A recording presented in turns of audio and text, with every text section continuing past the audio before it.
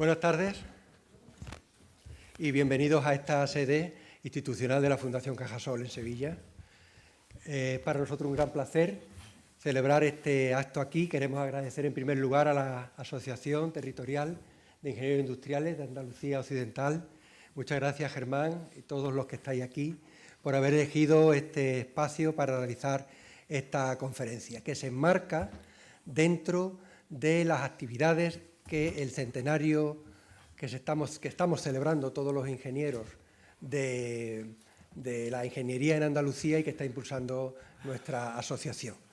Tenemos un convenio firmado que nos ha permitido participar en distintas actividades, colaborar intensamente en el libro tan interesante que la asociación, en colaboración con otras instituciones, ha sacado adelante. Y bueno, esperamos que actividades como esta, de las muchas que se están realizando, ¿no?, porque estamos acercándonos casi al centenar de actividades en un año para celebrar el centenario de la ingeniería. Bueno, transmitir un saludo de nuestro presidente y decirle a todos ustedes que desde la Fundación Cajasol organizamos aproximadamente unos casi 1000 eventos de todo tipo aquí, en esta sede central, aunque también tenemos sedes en Huelva, en Cádiz, en Córdoba, y ampliamos también actividades al resto de las provincias andaluzas, para hacer posible todo aquello que tenga interés social y utilidad pública a los ciudadanos andaluces. A esto es lo que nos dedicamos y hoy yo creo que vamos a tener la suerte de tener un conferenciante como Miguel Méndez Jiménez, que nos va a hablar sobre todo el reto que tenemos en el mundo, de la situación del cambio climático que tenemos como amenaza y que yo creo que va a ser pues muy interesante. Saludar a las instituciones presentes: Pilar Navarro, de la Secretaría General de la Consejería de Medio Ambiente, a Germán ya lo he mencionado, Esperanza, la directora general de Economía del Ayuntamiento de Sevilla, muchas gracias también al Ayuntamiento por estar aquí siempre colaborando, muchas gracias al conferenciante que hoy vamos a escuchar, y le paso la palabra a nuestro colega vicepresidente de la Asociación de Ingenieros Industriales de Andalucía Occidental, Juan Carlos Durán, para que él presente el evento. Muchas gracias.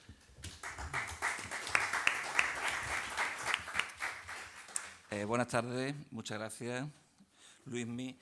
Bienvenidos, autoridades, compañeros y amigos, a este nuevo acto de celebración de nuestro centenario como asociación. Quería, en primer lugar, como no puede ser de otra forma, y siguiendo a Luismi, dar las gracias a colaboradores, patrocinadores y, por supuesto, ya que estamos en su casa, a la Fundación Cajasol, y que lo haga extensivo a toda la superioridad que se dice en estos casos, que tú, siendo director de Acción Social, ya te puedes considerar como tal. Bien, no es momento de extenderse más, simplemente ya conocéis el formato y si no yo cuento un poco, es decir, tras la presentación y la conferencia, pues con las preguntas que me vayáis pasando, que tendréis por ahí un papelito, pues bueno, confiando en mi buen criterio de seleccionar, resumir y concretar, pues entraremos en un debate coloquio a mis preguntas, a las preguntas vuestras, en definitiva. Yo, sin más, pues paso la palabra a la Secretaria General de Medio Ambiente y Cambio Climático, Pilar Navarro, que hará la presentación del conferenciante. Sin más, Pilar.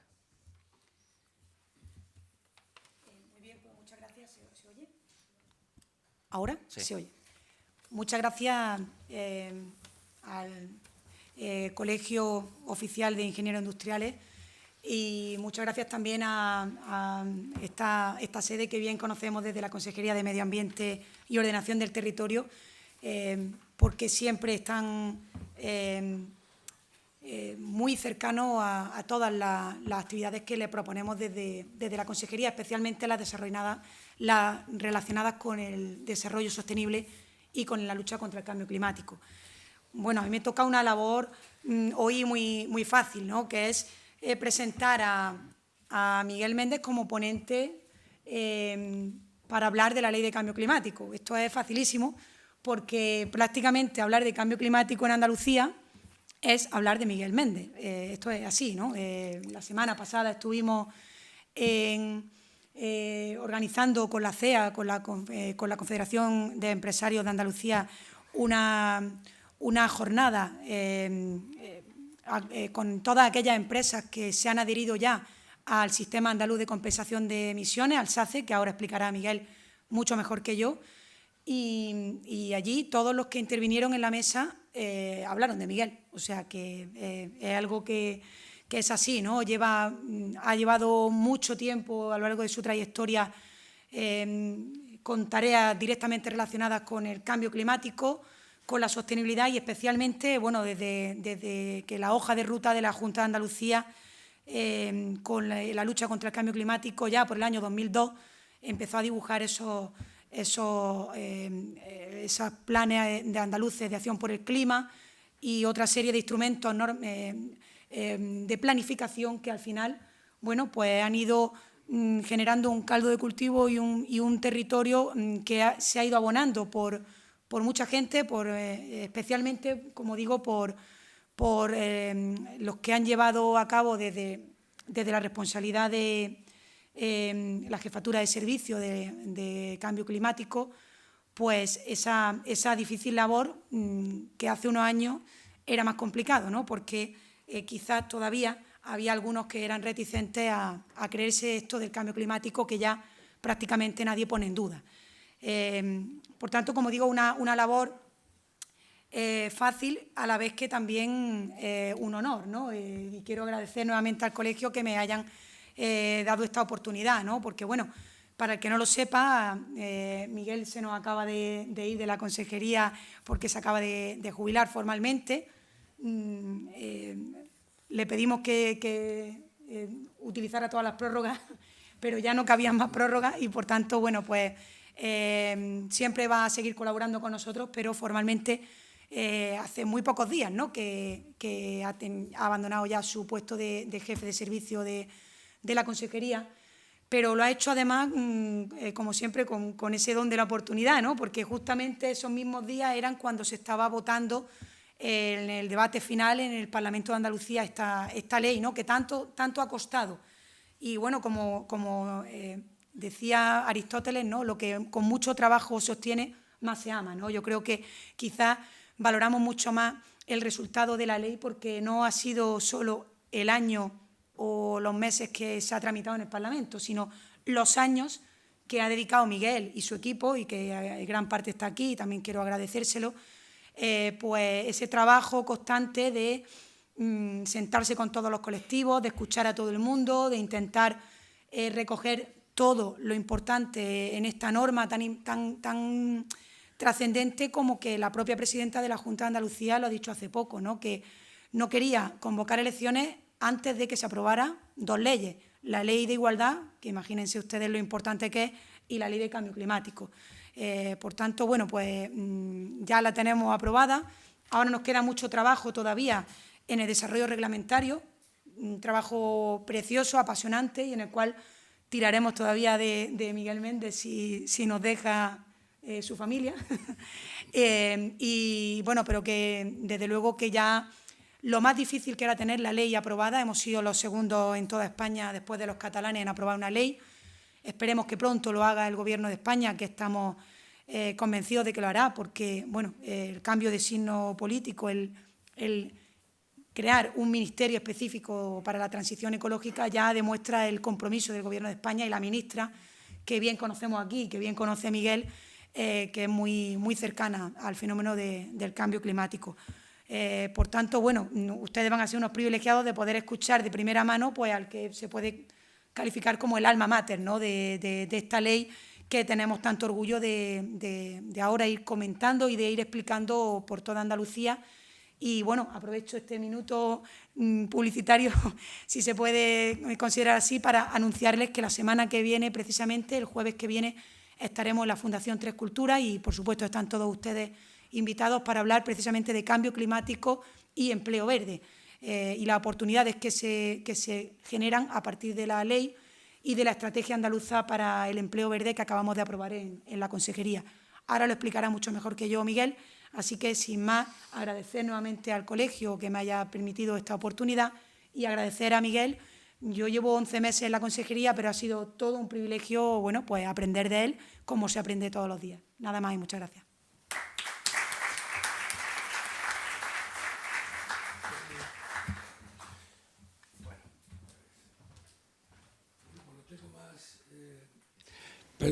haga usted el favor de perdonar mis cualidades vocales, que no son excelentes, pero intentaré hacer lo mejor posible. Muchas gracias a la Asociación de Ingenieros Industriales por haber contado conmigo para esta ocasión. Muchísimas gracias a la Fundación también por prestarnos el local y acogernos con tanta amabilidad. Y sobre todo muchas gracias a la Secretaria General por la abrumadora amabilidad que ha tenido conmigo y temo no estar a la altura con esa presentación que me ha hecho. Bueno, yo he llamado a esta conferencia preocupación social y política emergente. Preocupación social porque creo que esto ha calado profundamente en la sociedad a través de los medios de comunicación y a través de la literatura científica y no científica que ha circulado por estos últimos años y que es una realidad que vemos continuamente en el televisor, casi todos los días tenemos una noticia relacionada con esto, pero al mismo tiempo tenemos una situación de política emergente, es decir, hay muchas palabras sobre el asunto, pero pocas realidades. De hecho, ya ha avanzado la secretaria que a nivel nacional son poquísimas las leyes que hay, concretamente la que ha dicho ella, la de Cataluña, y la nuestra, que es la segunda, y estamos a la espera de la ley del Estado. Creemos que esta ley puede ser una buena aportación para andar en el camino adecuado. Yo les voy a hablar de lo siguiente.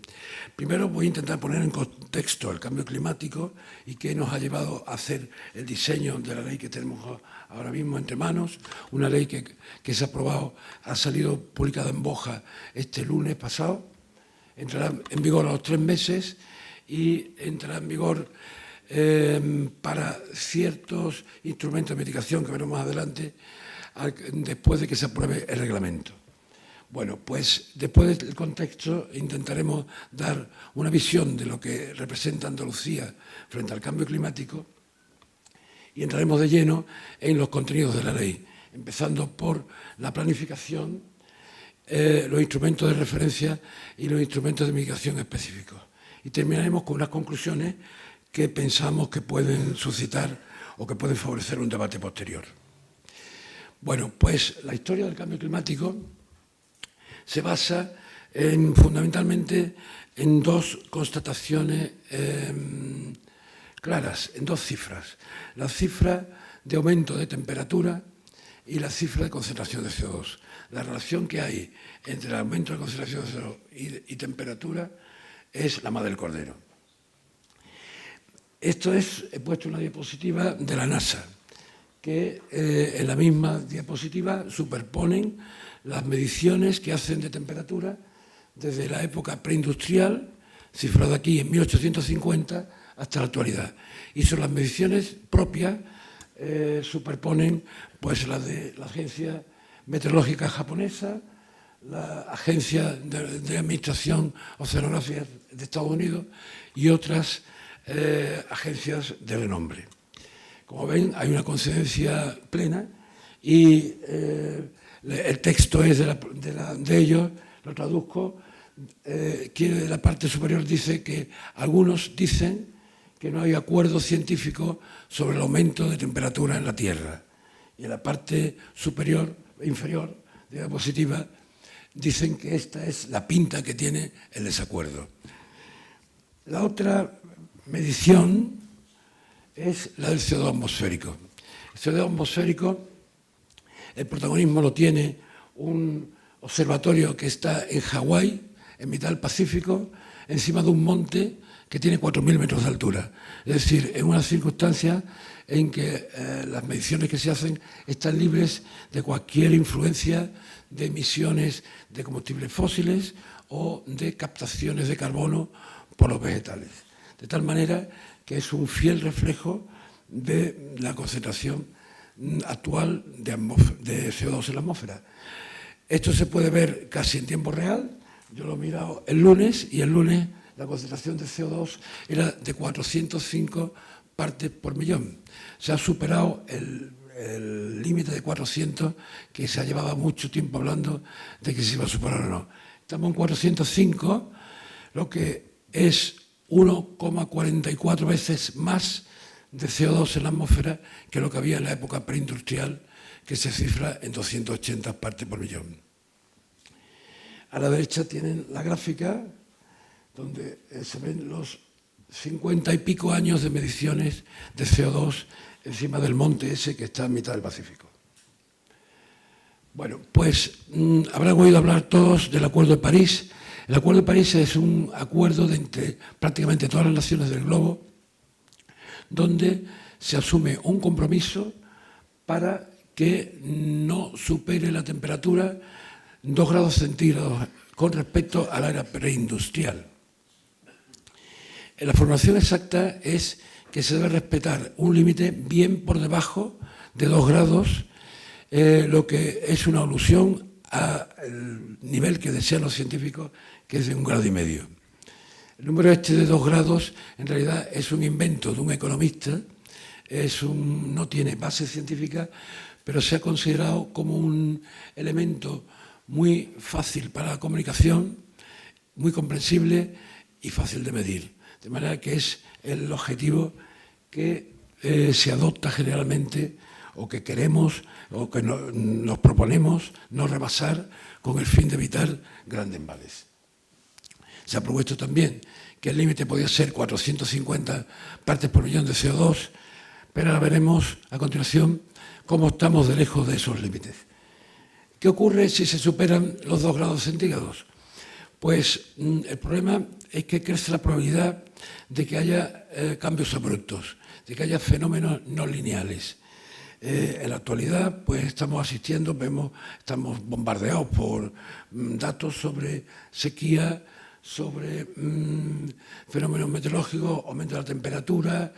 Esos son fenómenos lineales. La subida del nivel del mar va subiendo poco a poco cada año. El problema es que puede llegar un momento de cambio en que las condiciones cambien abruptamente y entonces las consecuencias serían irreversibles y probablemente catastróficas de mucha entidad. Como ejemplo de ello, el más común es la posible alteración de la circulación termoalina. La circulación oceánica, como todos saben, se mueve por la temperatura del agua y por la salinidad. Por eso se le llama circulación termoalina. Lo que todos conocemos seguro es la corriente del Golfo. La corriente del Golfo es la que hace que nosotros, con la latitud que tengamos un clima muy distinto del de Nueva York, que está a nuestra latitud aproximadamente. Si se para esta cinta transportadora de calor, las consecuencias pueden ser pues, imprevisibles y tremendas.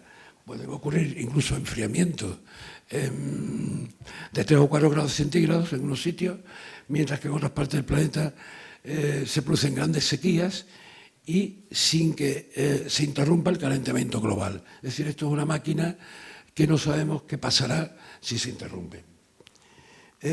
Y el talón de Aquiles de la circulación termoalina está precisamente en el Atlántico Norte.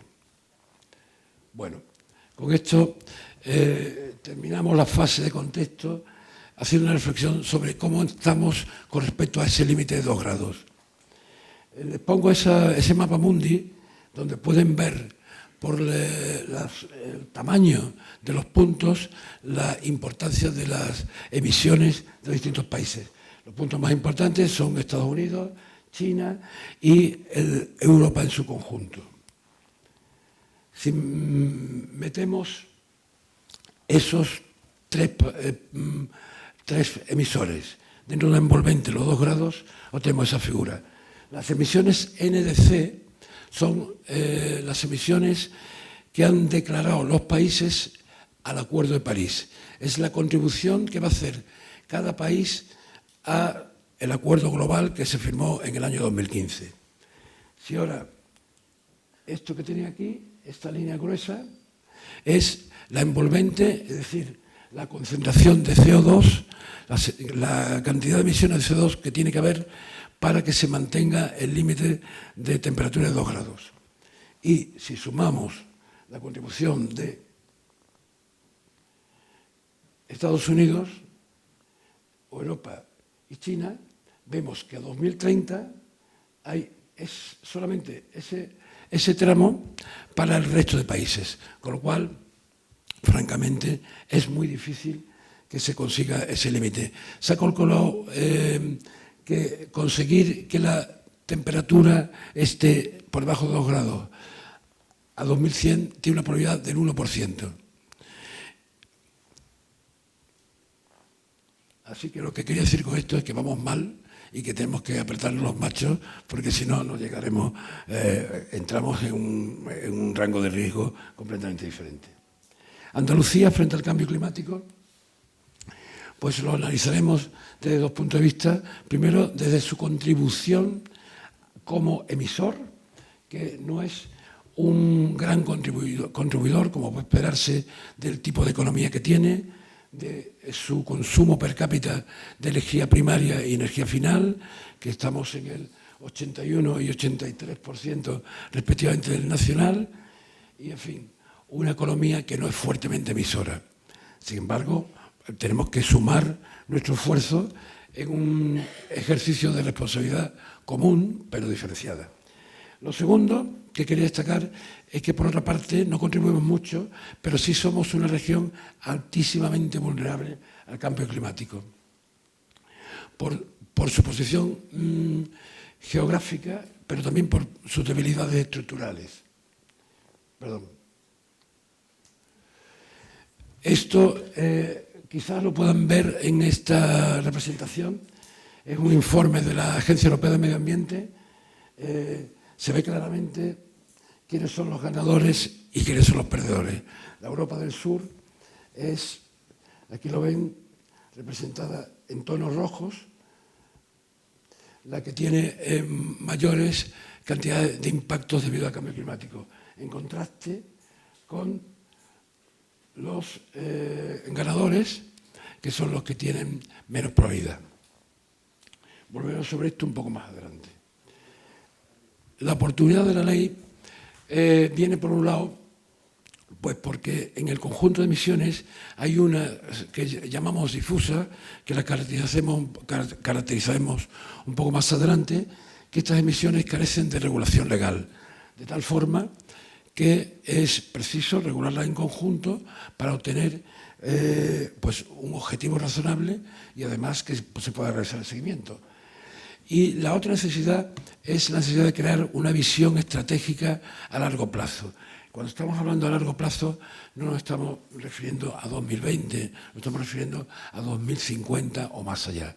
Porque un cambio de modelo energético no se puede hacer de hoy para mañana. Necesitamos un periodo de tiempo suficiente como para que la transición sea ordenada, justa, equilibrada y haya forma de pues gestionar adecuadamente el problema. Y por otro lado, esa visión estratégica debe acometer de forma integrada la planificación y la gestión de los problemas.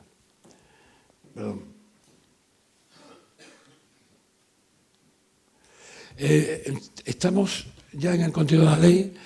El instrumento general de planificación es el Plan de Acción por el Clima y tiene una serie de instrumentos relacionados.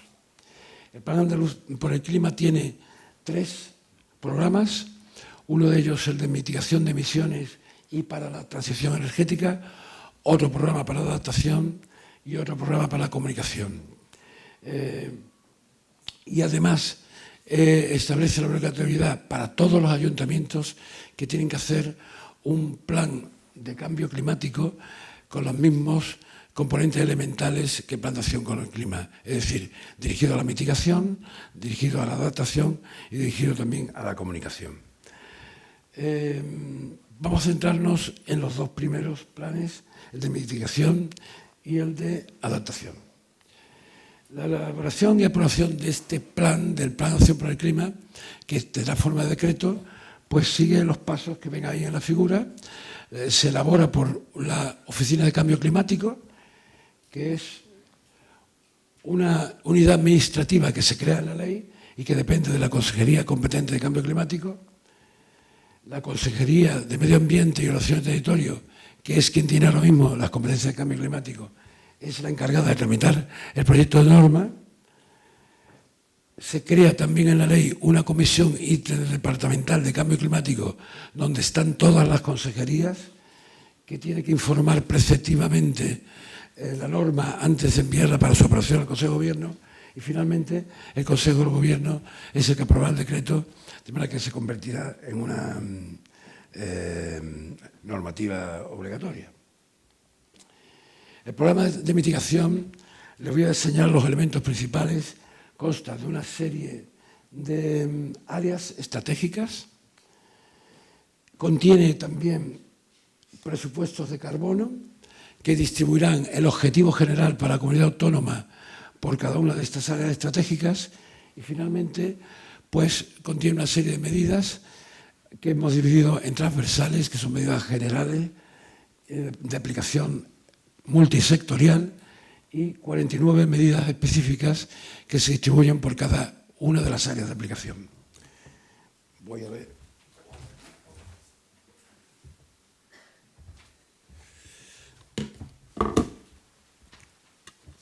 Bien, para ver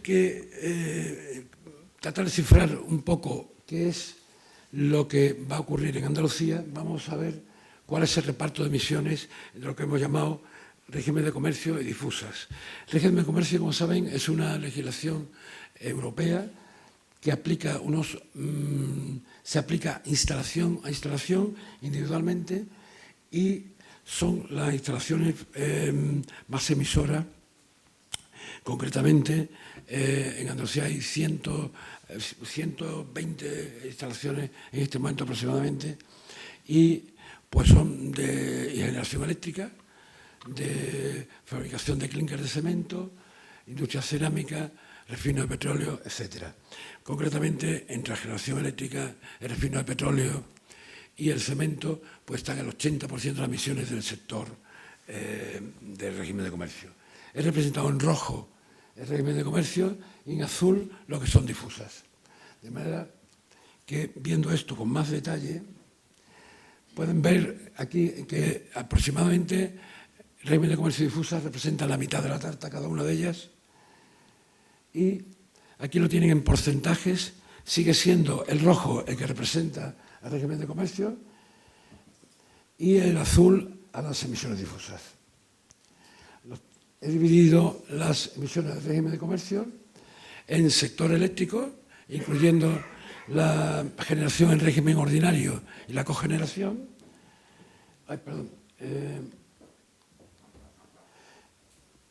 Combustión industrial dentro del régimen de comercio y procesos industriales, ¿no? En los que estarían, por ejemplo, los procesos de descarbonatación de la fabricación de clínker.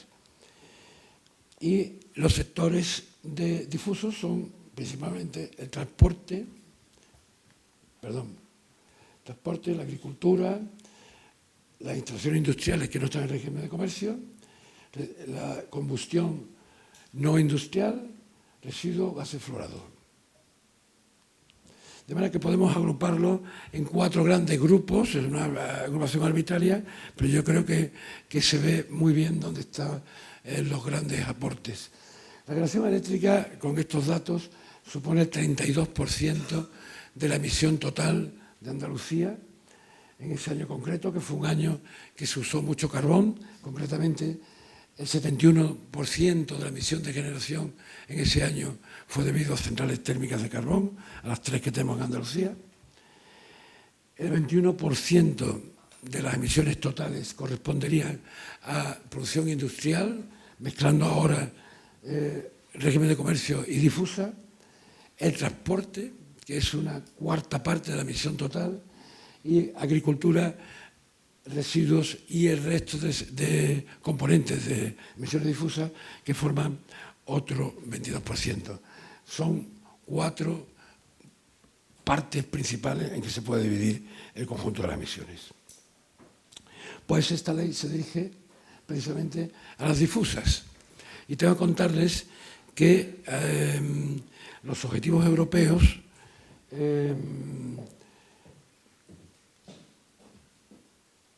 con referencia a 1990 van desde menos 20% a 2030, a 2020 y menos 40% a 2030. Pero en este caso estamos hablando de emisiones totales. Cuando esto se parte en emisiones difusas y régimen de comercio, aparecen esas cifras diferentes. El régimen de comercio tiene mucho más esfuerzo que las emisiones difusas. Y en este caso, estos son objetivos para la Unión Europea. El año de referencia es 2005. 2005 porque es el primer año en que entró en vigor el régimen de comercio. Y anteriormente no había cifras ciertas sobre la emisión de cada uno de los sectores. Bueno, pues esta es la hoja de ruta de 2050 para la Unión Europea, de la cual les quiero destacar únicamente que ven que la electricidad está prácticamente descarbonizada y que hay otros sectores como el residencial y servicios que tienen un nivel de descarbonización muy alto también. El objetivo es llegar del 80 al 95% de descarbonización en 2050 y creemos que es posible. En cuanto al esfuerzo que se plantea en la ley para emisiones difusas, repito que el objeto de la ley es solo emisiones difusas, hemos aplicado una regla proporcional similar a la que se aplica para reparto de esfuerzo en toda la Unión Europea. Les dije antes que el esfuerzo era del 30%, pero eso es el esfuerzo conjunto. Luego se reparte en función del PIB. En este caso, tienen aquí el PIB por habitante y aquí el objetivo de reducción para cada uno de los países. La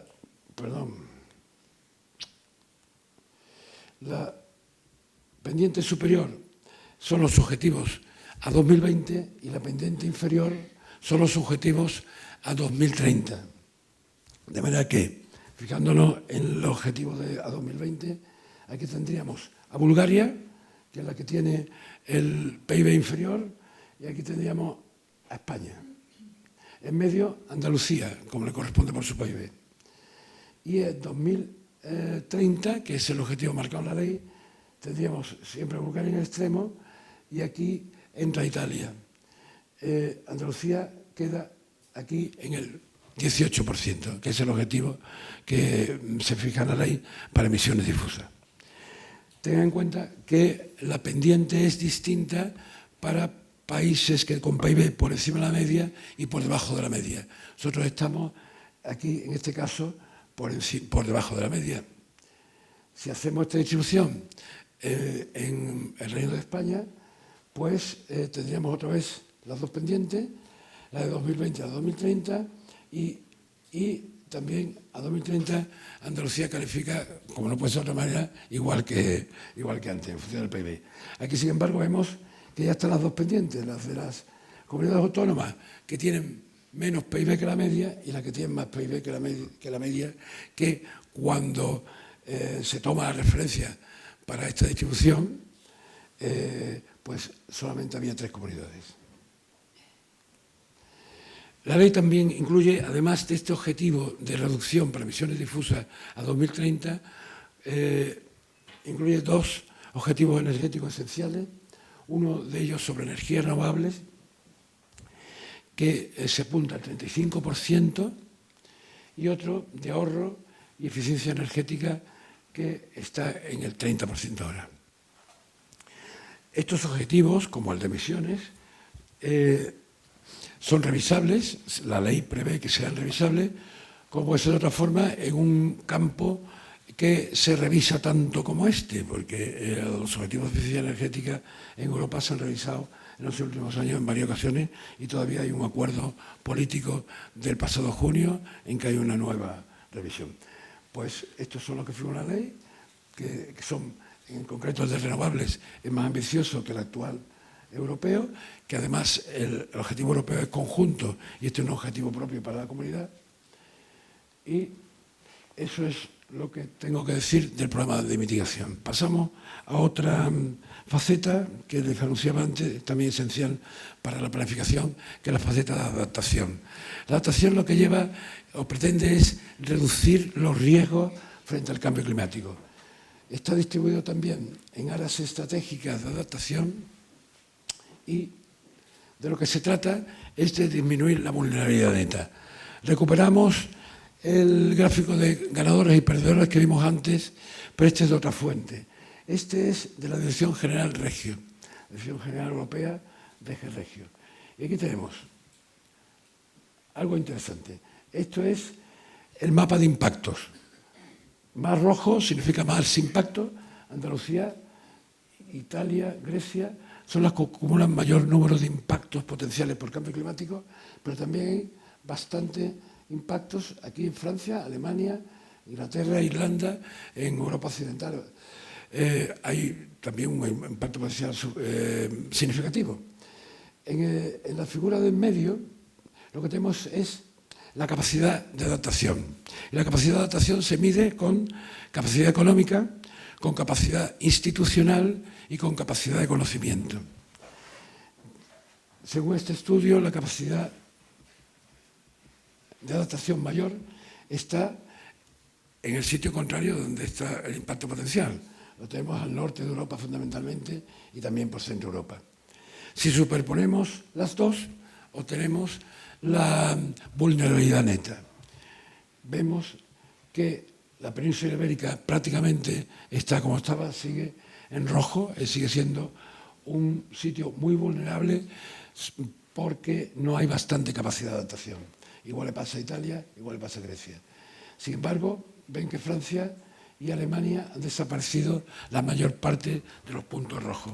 Lo que quiere decir que con capacidad suficiente se puede remediar la gran parte de los impactos esperados por el cambio climático. Esto creemos que es un argumento esencial para esgrimirlo ante el reparto de fondos europeos, porque si no los fondos de lucha contra el cambio climático lo que harán es crear más desigualdad. Así que está claro dónde se necesita más financiación, ¿no? Todo esto va de calcular cuál es el riesgo que se genera por el cambio climático y el riesgo definido como define el IPCC, que es el Panel Internacional de Cambio Climático, pues resulta de la intersección de los peligros, la vulnerabilidad y la exposición. Por ejemplo, si hablamos de olas de calor, los peligros son pues el propio aumento de la temperatura, la propia duración e intensidad de la ola de calor. Si hablamos de vulnerabilidad, pues tenemos que decir que hay franjas de la población que son más sensibles que otras. Por ejemplo, las personas mayores son más sensibles a las olas de calor que los adultos, ¿no? Y exposición, pues las condiciones, no es lo mismo estar puesto en una ola de calor en mitad del campo al sol que con aire acondicionado en tu casa. Esto, la intersección de estas variables es lo que produce el riesgo. Y en esto yo creo que lo van a ver con muchísima claridad. Esto es una situación de alta exposición y alta vulnerabilidad porque tenemos una instalación industrial que está en un sitio costero, sin defensas, que está expuesto a la subida del nivel del mar. Luego es muy expuesto y vulnerable porque una inundación generaría graves daños económicos y al medio ambiente, ¿no? Esto sería un caso de alta exposición, pero media-baja vulnerabilidad, porque en realidad en esa costa ven que no hay nada que suponga o que nos haga suponer que tiene alto valor económico, ni está habitado, ni en daños personales. Y por último, el caso de baja exposición y baja vulnerabilidad. Es un acantilado, ¿no? Me parece que no se ve muy bien porque hay mucha luz, pero es un acantilado y entonces, pues claro, ahí no hay exposición porque no llegaría el nivel del mar. Pues en esta situación yo quisiera traer a colación esto que me parece bastante interesante.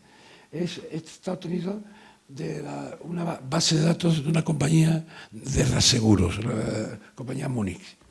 Y entonces se han calculado las pérdidas por catástrofes naturales en Europa y algunos países, 33 países en total, UE 28, más Turquía, Noruega, etcétera, son 5 países más, que me parece más representativo que la UE 28, por eso lo he cogido esta lista de países.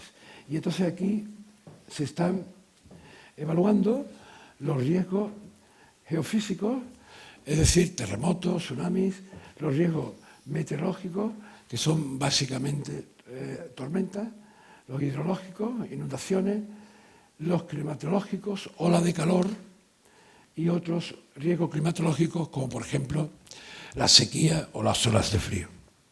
Fíjense ustedes las cifras. Estos son muertes, 115.000, no sé si se verá bien desde ahí, 115.000 muertes. Y esto no estarán acostumbrados a verlos porque normalmente cuando estos gráficos se presentan para el tema de inundaciones no se habla de las muertes por ola de calor, que representan el 68% de este total. En este caso, que son las pérdidas totales económicas, pues se reparten entre los eventos hidrológicos y meteorológicos, las inundaciones fundamentalmente. Y, por último, de estos 541 millones, ¿cuántos están asegurados? Solo 147, que son, esta es la parte de los daños por tormentas e inundaciones, que es lo que se asegura. Las cifras para España. En este periodo que estamos hablando, 1980-2016.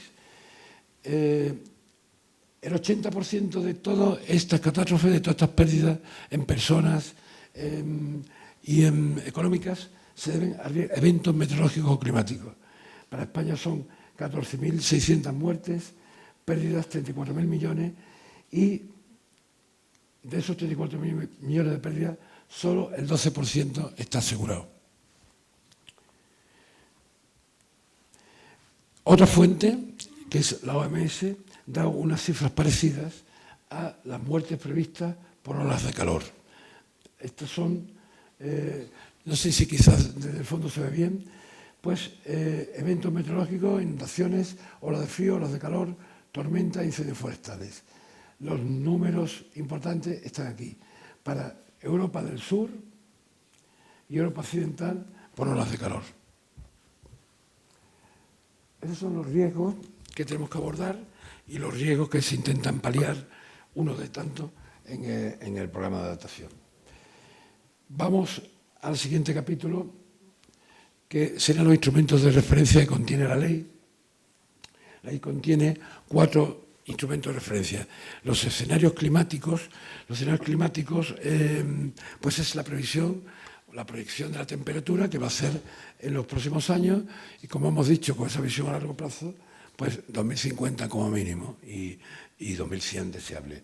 Las predicciones tienen pues una dispersión controlada para el caso de temperatura, pero no así para el caso de la pluviosidad, que bueno, hay algunas, en fin, hay cierto grado de incertidumbre que no nos permite cuantificar exactamente cuál va a ser la alteración del régimen hídrico natural, ¿no? Pero está en estudio. El CEDEX, concretamente, el Centro de Experimentación de Obras Públicas, está haciendo una segunda versión de un estudio inicial que hizo, donde se intenta avanzar más en esta cuantificación. Bueno, los escenarios climáticos, si vamos a hacer un plan de adaptación, tienen que ser comunes para todos los sectores que hemos visto, porque uno de los principios de la gestión, de la planificación y de la gestión de la ley es su enfoque integrado. Luego tienen que ser todos un referente común, un escenario climático común. El otro referente es el inventario andaluz de emisiones, que es el inventario que nos va a servir para ver si vamos bien con el cumplimiento de objetivos. Y la red de observatorios de cambio climático también se crea en la ley como instrumento para la observación sistemática del medio y para poder también hacer una evaluación un poco más compleja de cómo marchan los ecosistemas y fundamentalmente los espacios naturales, que saben que Andalucía tiene una gran proporción de su territorio protegida. Y por último, las actividades estadísticas de relevancia, que esto se incrementa a través de la modificación de la ley estadística y se incluye el cambio climático como objetivo número 11 del Plan Estadístico de Andalucía, un objetivo más. Y al mismo tiempo, bueno, pues se incluye en la ley una obligación de información para las empresas comercializadoras de productos energéticos y también para otras entidades que tengan información relevante para la aplicación de la ley. Por último, los instrumentos de mitigación. La ley contiene 3 instrumentos, uno de carácter obligatorio y 2 de ellos de carácter voluntario. El primero de ellos es el obligatorio, es el Sistema Andaluz de Emisiones Registradas, y los voluntarios son el Sistema Andaluz de Compensación de Emisiones y la huella de carbono de productos y servicios. Vamos a verlo de uno en uno. El sistema es un instrumento de aplicación al sector público y también al sector privado, y se aplica a todos aquellos en su modalidad obligatoria de reducción de emisiones. Se aplica a todos aquellos titulares que tengan un consumo eléctrico de más de 3 gigavatios hora.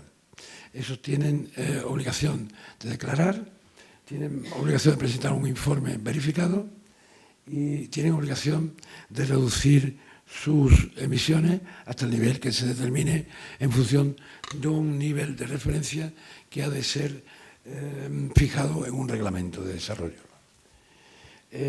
Para que tengan una idea de la envergadura de la afección, en este caso, aplicando una regla de creación por NIF, serían 600, algo más de 600 titulares afectados, de los que 219 son grandes empresas. Y recalco esto porque las grandes empresas están obligadas ya a auditarse energéticamente, ¿no? Lo cual tiene que, ya gran parte del trabajo está hecho. El 70% de los titulares en este caso son privados. La regla de creación supone sumar todos los consumos bajo un mismo NIF. Es decir, que por ejemplo en el caso de la Junta de Andalucía, pues sería un único declarante, ¿no? Un único titular, que comprendería todos los organismos de la Junta de Andalucía, con el CIF de la Junta, y 17 entidades instrumentales. Algunas de las entidades instrumentales quedan aparte. De lo que consume la Junta de Andalucía en consumo eléctrico, la mitad es el SAS. Estamos hablando de consumo muy importante, ¿no? El SAR, este sistema de registro de emisiones, tiene también una modalidad más liviana, que es la modalidad de seguimiento de notificación, que afecta a aquellas instalaciones que tengan un centro que consuma más de 1 gigavatio hora de electricidad. Y estos están obligados únicamente a notificar las emisiones. El instrumento voluntario, que es de compensación de emisiones, es el sistema SACE. Tienen ahí la página web que donde está plenamente detallado. En suma, se trata de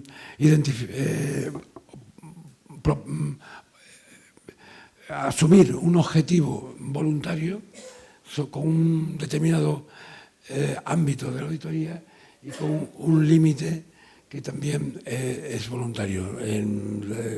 Lo deseable es que se incluyan las emisiones de alcance, que el alcance sea de emisiones tipo 1, es decir, emisiones directas de quema de combustibles fósiles, tipo 2, que son emisiones indirectas de la electricidad, y tipo 3, que son las emisiones externalizadas. Esto es una declaración voluntaria que se hace con una metodología que proporciona la Consejería y que ofrece la oportunidad de compensar el exceso de emisiones con proyectos de compensación, de absorción de carbono fundamentalmente, que son proyectos forestales.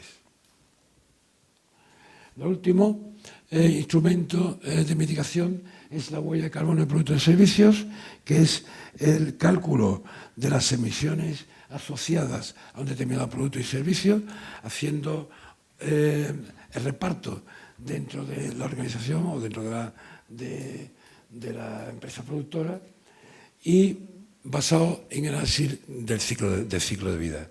Esto se podrá utilizar como mérito en las ofertas para contratos administrativos y, de hecho, ya se está utilizando en algunos casos. Me refiero al SACE. SACE que se utiliza como actuación medioambiental en algunas contrataciones públicas. Quiero distinguir que esta huella de carbono de productos y servicios no es una huella de carbono de organización, que es la que considera el Real Decreto 163/2004 del Estado, que habla de huella de carbono de organización. Aquí la huella de carbono de organización es la que está en el SACE y en el SAER. Esto es un ejemplo de huella de carbono en la contratación de obras públicas, una posibilidad. Todos estos instrumentos hay que desarrollarlos reglamentariamente, pero me parecía oportuno traer a colación esta herramienta, que es una herramienta en la que aparecen los principales factores de emisión de los principales materiales y máquinas que intervienen en una obra pública, de manera que asociado a un programa de presupuestario, pues se puede obtener la huella de carbono con bastante precisión.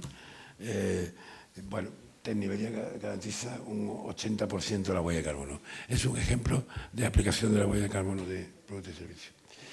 Y, por último, bueno, conclusiones, ajustándome al tiempo, creo. Quería ponerle esta gráfica porque esto es del proyecto Peseta que se ha llevado a cabo. Estamos actualmente en la 3ª edición. Es un proyecto en que trabaja el antiguo el antiguo IPTS, el Instituto de Perspectiva Tecnológica, que está ahí en el World Trade Center. Ahora se llama Instituto para el Medio Ambiente, la Sostenibilidad, y pertenece a una división general que se llama JRC, que es la Dirección General de Investigación de la Comisión Europea. Con esta gráfica se pueden ver varias cosas. Nosotros estamos aquí en los países del sur de Europa, y esto es la línea del PIB, esta, la de cero. Aquí vemos que los países del norte de Europa pues, tendrán un impacto económico positivo como consecuencia como resultado del cambio climático. Esto es 2100, positivo por el turismo, la agricultura fundamentalmente. Y estos son los impactos de los países de sur de Europa y Central Europa Sur. Esto corresponde a el incremento de coste energético. Fíjense ustedes que aquí se plantea esto para dos escenarios. Este es el escenario, estamos hablando del sur de Europa, escenario business as usual, escenario si no hacemos nada, y el escenario de 2 grados. Esto, que es el incremento de la demanda energética, es un 1% del PIB. Esto es lo que calcula el Instituto hemos dicho, del World Trade Center.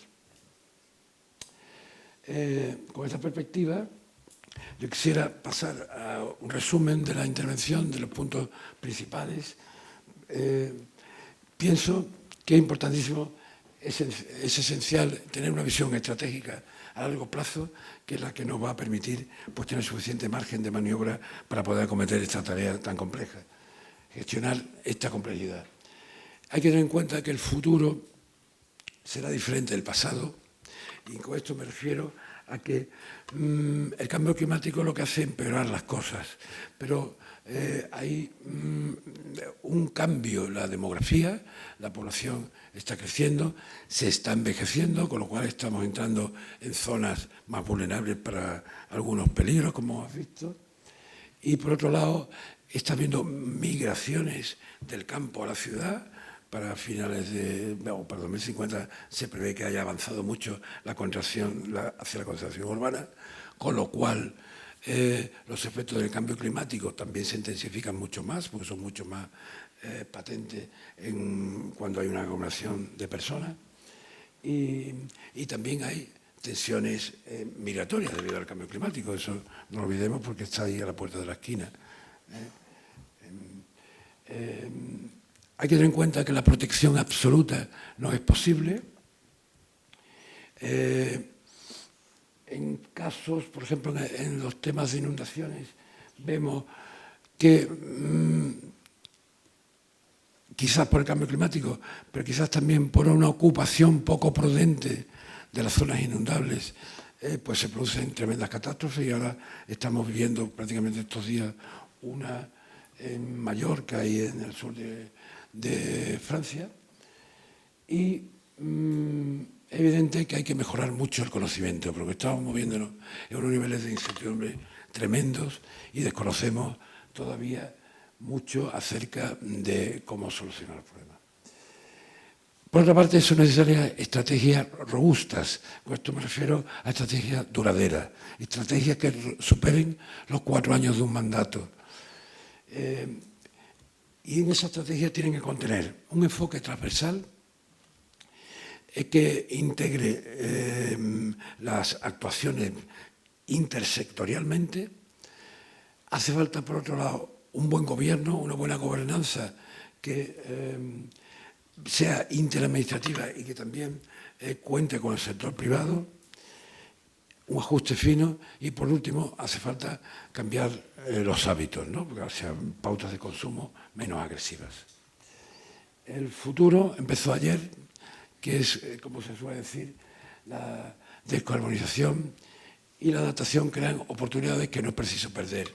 El gran riesgo es no subirse al carro, y creemos que la revolución renovable es imparable ya, y que pues, esto es un gran elemento que nos da una oportunidad para mejorar y para seguir avanzando. Y con esto creo que he agotado el tiempo.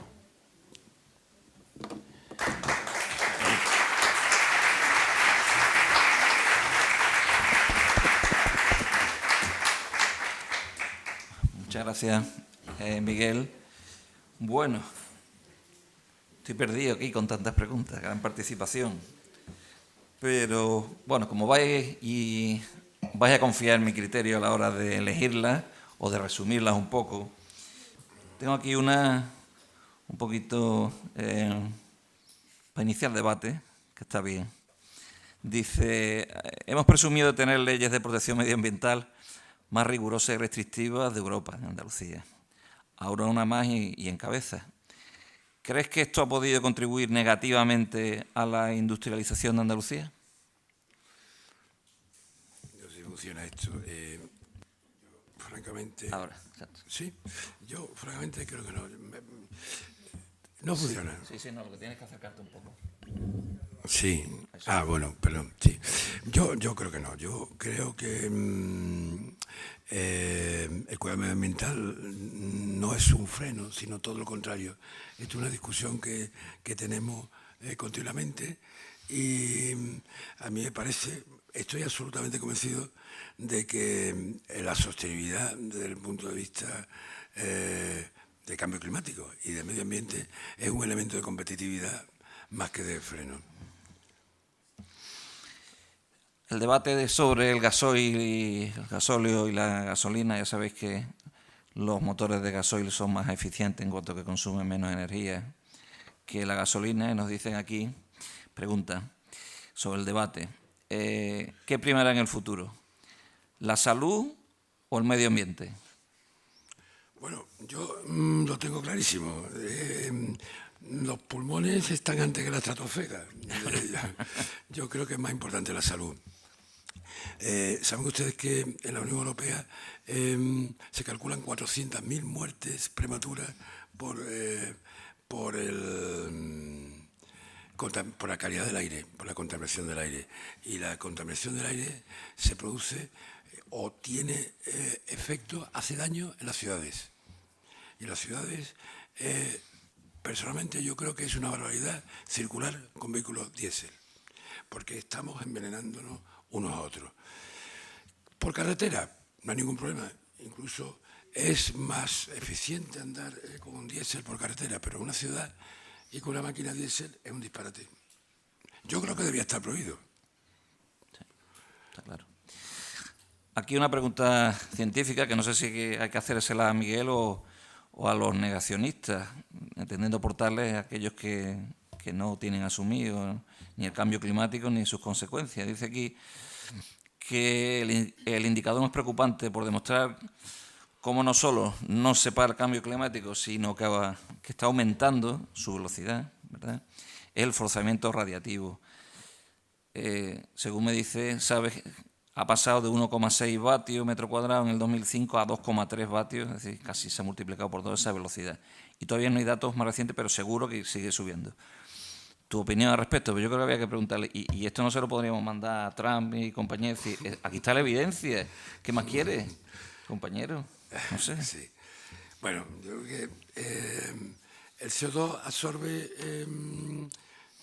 radiación infrarroja porque tiene una molécula con un enlace que la capta, y eso es una realidad física. Eso no se puede poner en duda. Es decir, me parece que la inmensa mayoría de científicos asumen esto. Me parece muy lógico que si tenemos una molécula que absorbe en el infrarrojo, pues esa molécula se caliente y como consecuencia se caliente la atmósfera. Lo que me parece que, sin embargo, no hay ninguna prueba es que si aumentamos la concentración de CO2, la atmósfera no se caliente. Es decir, podemos poner en duda esto difícilmente, pero lo que no podemos poner en duda es que nadie ha podido aportar ningún dato científico sobre si aumenta la concentración de CO2, no hay calentamiento. La prueba en contrario no se ha hecho nunca. Nadie ha podido demostrar eso porque, bueno, yo no dudaría de que la molécula de CO2 absorbe la radiación infrarroja y, por tanto, aumenta el forzamiento radiativo. Aún así sigue habiendo negacionistas, ¿eh? O sea, Sí, bueno. No hay forma. Sí lo hará. En fin. Y lo hace un presidente incluso. Sí. En fin, hace no mucho tuvimos aquí una profesora americana y lo primero que hizo fue pedir excusas en nombre de los americanos por el presidente tan estupendo que tiene. En fin, cosas de la vida. Bueno, aquí sobre temas ya de renovables. Me dice aquí que las 3 centrales de carbón andaluzas generaron en el 2017 unos 10.000 gigavatios hora, respaldo aparte. Eso viene a suponer unos 4.800 megavatios eólicos de potencia y unos 5.600 fotovoltaicos. Hoy Andalucía tiene 3.300 eólicos y 900 de fotovoltaica. ¿A qué estamos esperando para actuar? Si las centrales de carbón deben cerrar por temas ambientales. ¿Y cuándo cree que se terminarán instalando estas renovables? Bueno, yo ojalá lo supiera, pero la previsión que hay, bueno, no sé, todos ustedes habrán oído al secretario de Estado de la Energía que le daba 10 años a las centrales térmicas, ¿no? Decía que dentro de 10 años, pues recientemente ya deben estar cerradas las centrales térmicas. Y lo he oído también decir que el gas va a ser una tecnología de transición que tendrá 5, 10, 20 años de vida, pero que vamos abocados a las renovables, ¿no? Y también he oído decir a una compañía eléctrica grande que eso es posible hacerlo a 2050 y estar 100% renovable no plantea ningún problema técnico, ¿no? A ese respecto me dice aquí, y si el esfuerzo lo hacemos en Andalucía y en España y el resto no, ¿para qué sirve? Bueno, pues hombre, nos servirá para ponernos en la cabecera, no en la parte de atrás. Nos servirá para tener una tecnología del siglo XXI y nos servirá para prosperar, creo yo, ¿no? Y nos servirá para tener nuestro medio ambiente cercano más cuidado. Pero evidentemente, si los demás no paran, si Estados Unidos sigue emitiendo per cápita, yo creo que está ahora 3 veces lo que emite un estadounidense como andaluz, pues si sigue a ese ritmo y los chinos no paran y están subiendo los indios muchísimo, Brasil también, Rusia. Bueno, pues si no hay acuerdo internacional, esto no tiene remedio, pero asumamos nosotros nuestra obligación y hagamos lo que tenemos que hacer, ¿no? Yo creo que esto es una obligación ética, moral y racional también, porque además nos va a situar en el buen camino. Yo creo que el principal riesgo ahora mismo es no apuntarse al carro, porque si no, nos colonizarán. Está claro. Sobre huella de carbono. ¿Crees que podría ser posible e interesante que la inscripción de la huella de carbono de las empresas en el nuevo SAER sea un criterio de valoración obligatorio de oferta en los procesos de licitación? Bueno, eso me parece imposible, porque si es obligatorio por una ley, no es un mérito, no se puede deducir como mérito en ningún concurso, es una cosa que está uno obligado a hacerlo y hay que hacerlo. Hombre, la principal, digamos, utilidad que se piensa obtener de ese sistema es precisamente la transparencia, porque queremos conocer en profundidad dónde están los consumos y cómo gestionar eso. Y por otro lado, el impulsar una cultura medioambiental y de cambio y climática en las empresas, ¿no? Aquí sobre industria andaluza, además dice, ¿cuál es el impacto esperado sobre el tejido industrial andaluz y sobre la economía andalucía? Supongo que será más que la ley, bueno, tanto la ley como los efectos del cambio climático. La ley, entiendo, ¿no? ¿Cuál es el impacto esperado sobre el tejido industrial andaluz y sobre la economía de Andalucía, de la nueva ley? Bueno, aquí hemos repetido varias veces, aquí lo que estamos intentando es dar un giro hacia una opción más renovable, más descarbonizada, más prudente, más eficaz en el sentido de que la gestión integrada permite optimizar los recursos y utilizarlos de manera más eficiente.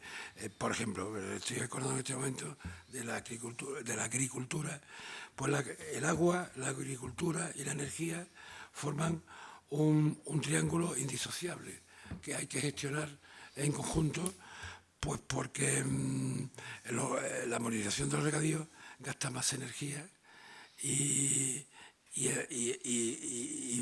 mete otras presiones de tipo económico en el sistema que hay que equilibrar, ¿no? Y el agua hay que repartirla para agricultura, para turismo y para otros usos. De esa manera, la gestión equilibrada y eficaz creo que nos va a hacer avanzar en ese sentido. Y con esa intención se hace. Dice, dada la necesidad de Andalucía de desarrollarse más industrialmente en otras regiones de España, ¿cómo afectarían las medidas de contención a este desarrollo? Creo que algo hemos hablado. ¿No supondría un freno a la convergencia con otras comunidades? Pues yo creo que al contrario, es que realmente aquí no hay ninguna medida de contención, ¿no?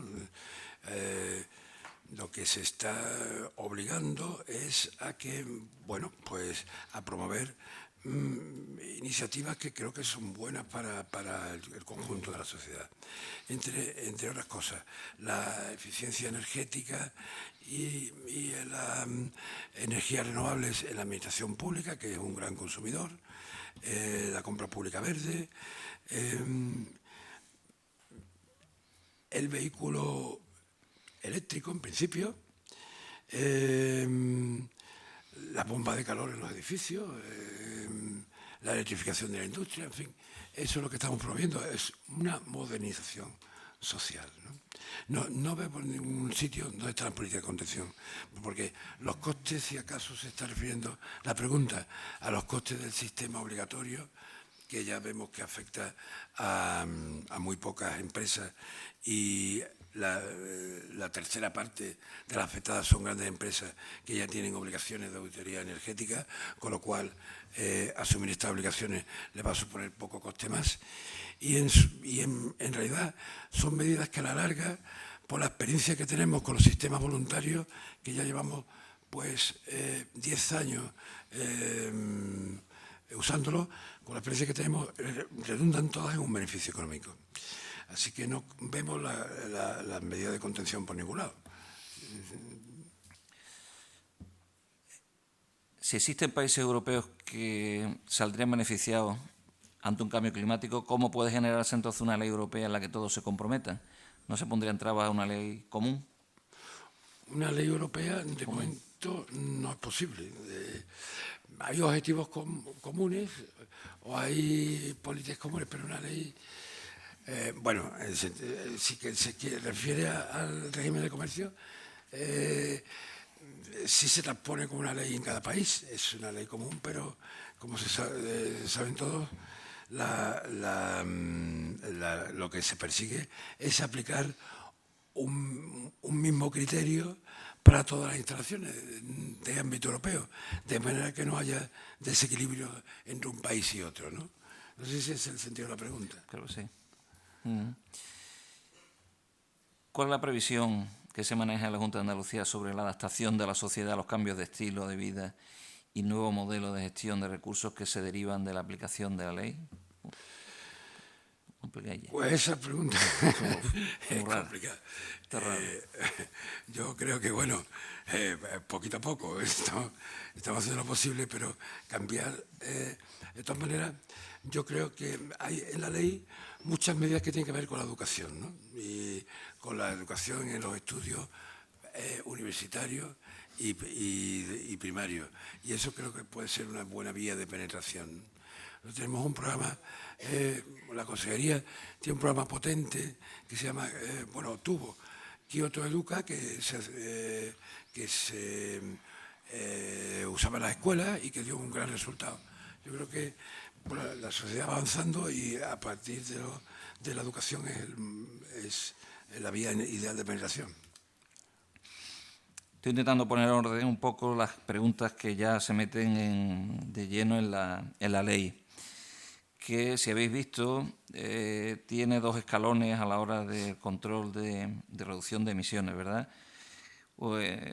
Consumidores, NIF, consumidores de más de 1 gigavatio hora año y más de 3 gigavatios hora. Siempre consumos eléctricos, ¿qué dice aquí? Consumo eléctrico, sí. Eso es.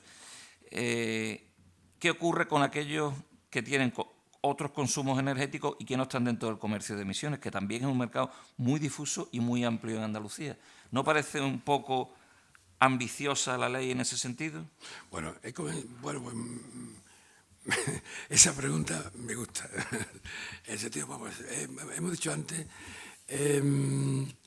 que la ley tenía una determinación que obliga a que las empresas comercializadoras de productos energéticos tengan que comunicar el dato, porque nosotros los datos de consumo de gas no los tenemos unitarios.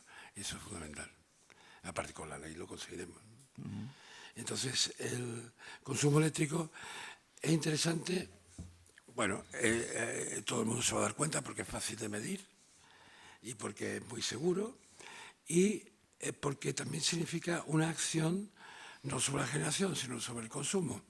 Pero al mismo tiempo también quedan afectados sectores que de otra forma quedarían fuera de cualquier actuación medioambiental, como por ejemplo el comercio o la administración, que los consumos son exclusivamente eléctricos prácticamente. Entonces, si no fuera por esa medida, pues dejamos fuera sectores muy importantes, ¿no? Los que no están sometidos a ese instrumento específico, que está dirigido a cierto tipo de empresas, bueno, están sujetos a las obligaciones de su área estratégica de mitigación respectiva, ¿no? Bueno, sí la tienen. Si son pequeñas, si son... Bueno, es verdad un área que se llama industria, no régimen de comercio. Está claro. Sí, bueno, se va a empezar por lo grande, ya se irán por el resto, está claro. Está claro. Hay una cosa importante que me parece que no ha destacado en la exposición, que es que el Plan de Acción por el Clima hay que revisarlo cada 4 años. Entonces, cada 4 años sí, hay que revisar todo lo que hemos hecho y ponerlo al día. Una pregunta de base que tenía aquí, que, bueno, nos pregunta cuáles son las emisiones difusas en agricultura. Bueno, las tenemos en la tabla. Bueno, más que en cantidad... ¿De dónde vienen? ¿De dónde vienen, exactamente? Pues prácticamente las emisiones de agricultura vienen principalmente de la gestión de estiércoles y de, bueno, de los arrozales también, ¿no?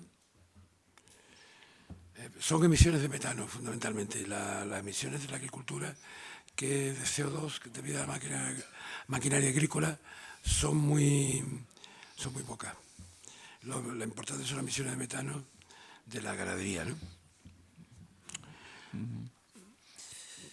De los estiércoles y de los purines. Está claro. Tenía otra aquí sobre... Sí. Dice, si un producto durante su vida compensa las emisiones producidas para su fabricación, ¿se tiene en cuenta para su huella de carbono asociada? Claro que sí. Sí, bueno, hemos dicho que la huella de carbono de producto y servicio, estamos hablando, se basa en análisis del ciclo de vida, que es analizar desde la materia prima, su transporte, si supongamos que sea una planta de fabricación, su proceso de fabricación y el proceso de tratamiento de los residuos. Si a lo largo de la vida pues hay algún proceso que sea sumidero de carbono y que compensa las otras emisiones, pues no veo por qué no. Son las emisiones que se producen desde la cuna hasta la tumba, incluyendo el cierre del ciclo, con eso que está tan de moda ahora, que es la economía circular, ¿no? Que tiene tremenda importancia. Pues el análisis de ciclo de vida, pues, claro que sí, considera la absorción de carbono. Y o sea, aprovechando de la absorción de carbono, porque en otros foros, no sé en este, pero en otros foros nos hemos encontrado con sorpresa. Lo que se considera carbono absorbido es la madera, no la hierba, ni las hojas, ni la ramita de los árboles. La madera, que es una cantidad de CO2 que se ha extraído de la atmósfera y se ha quedado, por ejemplo, en un mueble, yo no sé si esto será madera de verdad o será... Eso no está en la atmósfera, está aquí. Una hierba no secuestra carbono porque al año siguiente estará desintegrada y otra vez ha vuelto al ciclo del CO2.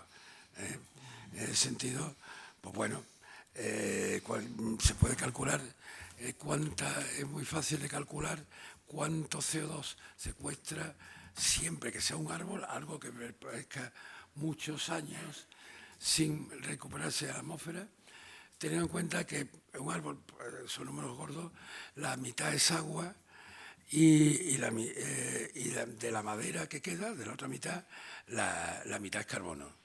Es decir, que un árbol de una tonelada tiene 250 kilos de carbono. Y si eso lo multiplicamos por 3 y pico, pues da la cantidad de CO2 que tiene un árbol, que es prácticamente pues 900 y pico de kilos, ¿no? Bueno, es lo que hay de CO2 en un árbol. Y esto digo porque si miran ustedes los blogs ambientales, encontrarán que un pino carrasco absorbe 50 toneladas de CO2 al año. Esto es verdad, que lo tengo. 50 toneladas, otro que equivale a no sé cuántas flotas de automóviles y tal. Es decir, pero esto es así de sencillo. Calculando más o menos lo que pesa un árbol, sabemos el CO2 que hemos quitado de la atmósfera. Y las plantas no absorben CO2, es momentáneo.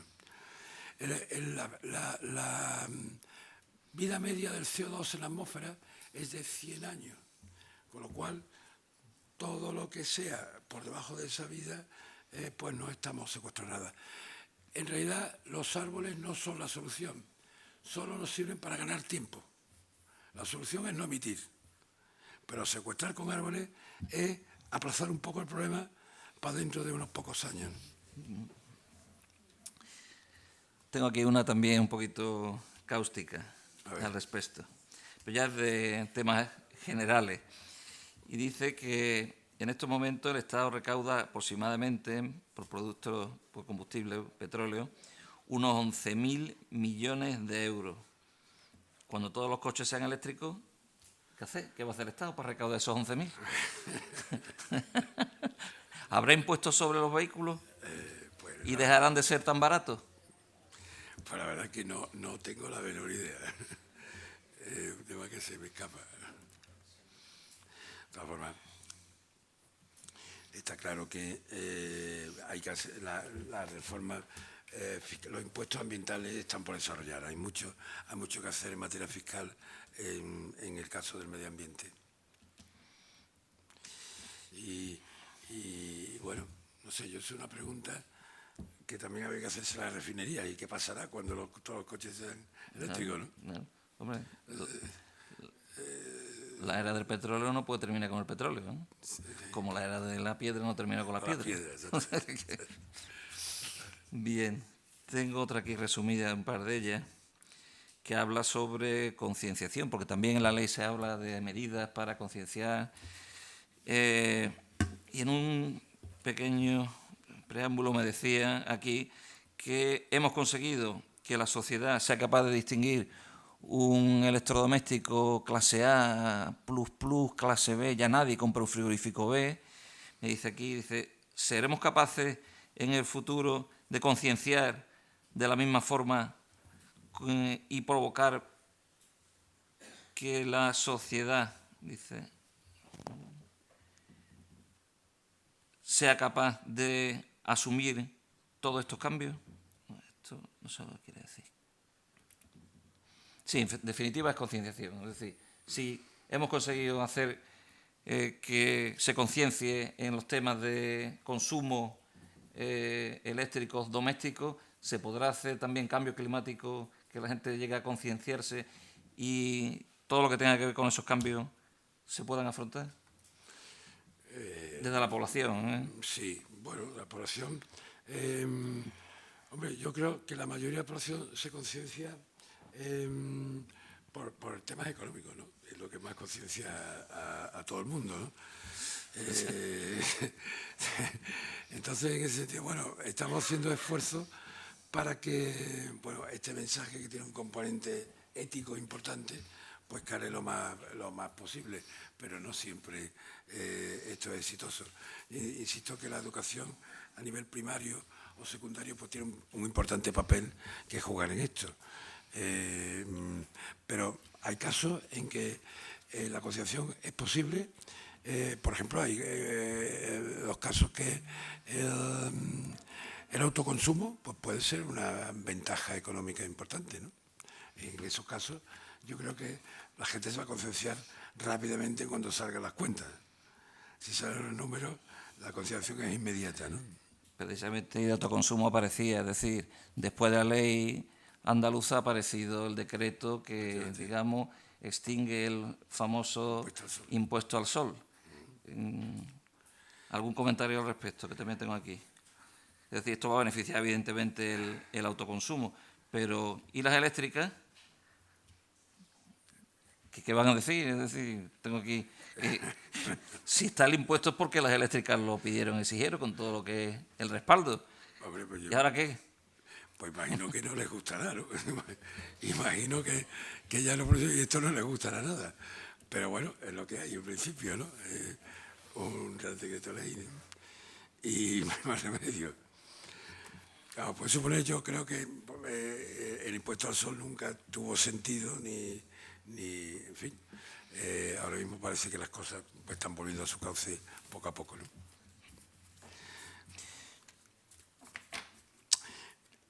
Yo tengo todas las preguntas que me habéis mandado. ¿Alguna intervención rapidita para que no venga aquí recogida ni se haya tratado? Rapidita. Sí. Que se han producido en la Tierra a lo largo de los años, ¿sabes? Comparado con lo que nos cuentas, no había ¿Se refiere? Había un calentamiento global importante, mucho antes de la Edad Media, periodos de glaciación muy importantes, hubieron unos cambios climáticos brutales en la Tierra desde la prehistoria hasta nuestros días, y de CO2 poco. Bueno, vamos, el dato que tenemos es el dato que daba yo antes, 280 partes por millón de CO2 en la atmósfera. Esa es la consideración preindustrial que se lleva hasta 800.000 años atrás. Eso dice, bueno, una institución prestigiosa que es la Scripps. Scripps es que son unos dos equipos que operan el laboratorio que les contaba además una loa, de Hawái, del Pacífico, y estos dicen que Desde 800.000 años hasta la era preindustrial, la contracción de CO2 ha sido 280 ppm. Y para tener más de 400, como tenemos ahora, hay que llegar al Plioceno. O sea, hace de 3 a 5 millones de años. O sea, ha habido más CO2 que ahora, pero hace millones de años. Tanto CO2 como ahora en la atmósfera no ha habido nunca desde aproximadamente 800.000 años para acá. Son los datos de estos investigadores. Precisamente no ha habido tanto CO2 en la atmósfera como ahora. Ha habido mucho menos. ¿Menos? Sin embargo, ha habido cambios climáticos muy superiores a los que estamos sufriendo. Y estamos hablando de 800.000 años. Eso es una miseria. ¿Y de 1.000, Sí. de 2.000 millones de años? Bueno, ¿Cuánto tiempo lleva el hombre sobre la Tierra? ¿Cuánta edad tiene la Tierra? 4.500 millones de años. ¿Cuántas glaciaciones y cuántas subidas de temperatura han habido desde entonces sin nada de cambios climáticos? bueno, esto, si me permite, no se puede saber bien. No se puede saber bien porque los datos que yo he presentado están obtenidos por parte de mediciones con termómetros. Y los datos de temperatura de hace millones de años son datos inferidos a través de distintas, en fin, las capas de sedimentación de los lagos, los núcleos de hielo, algunos fósiles, en fin, son pruebas indirectas, ¿no?, que tienen una cierta correspondencia. Pero lo que es verdad es una cosa, que puede que haya habido ciclos importantes, ¿no?, los famosos ciclos esto de Milankovitch que habla todo el mundo, pero la diferencia con esto es que esto es mucho más rápido, que es mucho más rápido, es como 10 veces más rápido que las oscilaciones antiguas. Las recuperaciones de las edades de hielo duraban aproximadamente 5.000 años y aquí estamos hablando, bueno, de una rapidez tremenda. Aquí lo importante es la velocidad con que ocurre.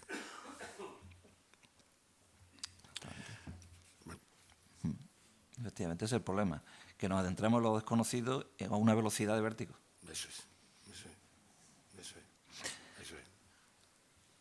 ¿Alguna cuestión más?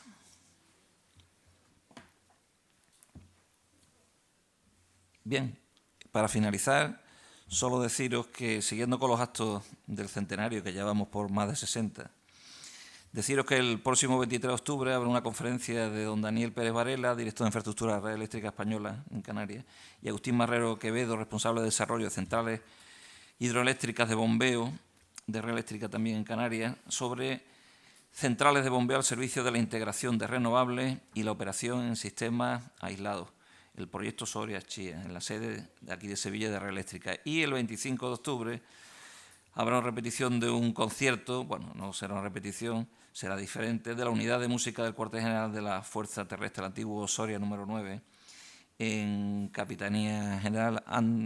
Sencillamente, y antes de terminar y cerrar el acto, agradecer tanto a Miguel como a Pilar su presencia y que pasamos a tomar una copa, nada más. Muchas gracias.